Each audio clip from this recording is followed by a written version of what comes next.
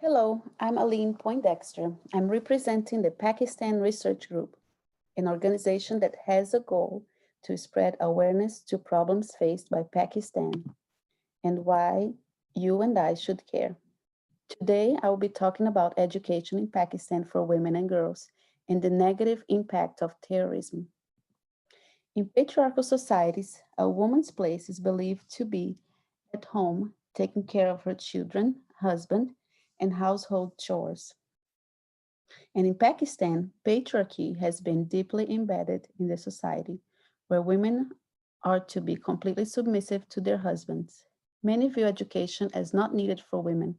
Women have little to no economic, political, and social rights.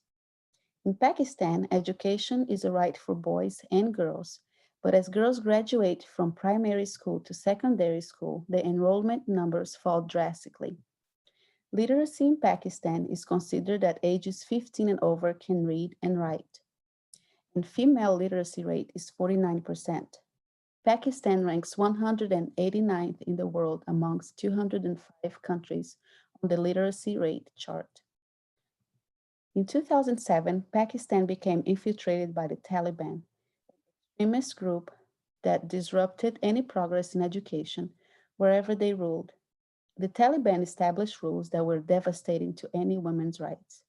They persecuted those who supported schooling for girls, students, or anything that represented any participation of women in society. Under the Taliban rule, women could not receive an education, talk to a male unless it was her husband, wear lipstick, nail polish, or makeup. They couldn't work or travel without a male relative. The Taliban claims that girls' education is un-Islamic. They said, in Islam, education is not important for girls. As soon as a girl reaches puberty, she should. Education is not for girls. It is only for boys to be a bread earner for the family. According to the Global Terrorism Database, there were 867 attacks on educational institutions in Pakistan from 2007 to 2015, resulting in 392 fatalities and 724 injuries. The Global Coalition to Protect Education from Attack recorded that at least 838 attacks on schools in Pakistan in 2009 and 2012 left hundreds of schools damaged. In December of 2015, the Ministry for States and Frontier Regions reported that in 2015, 360 schools were destroyed in three of the seven regions federally administered tribal areas in FATA. Some of the ways terrorism has had an effect on education include the level of education tremendously impacted. Attacks on education institutions left many areas with little to no infrastructure for children to attend school. In rural areas, children were being brutally killed on their way to school.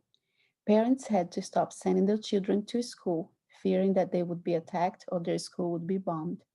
International programs also stopped because teachers from other parts of the world would not agree to come teach.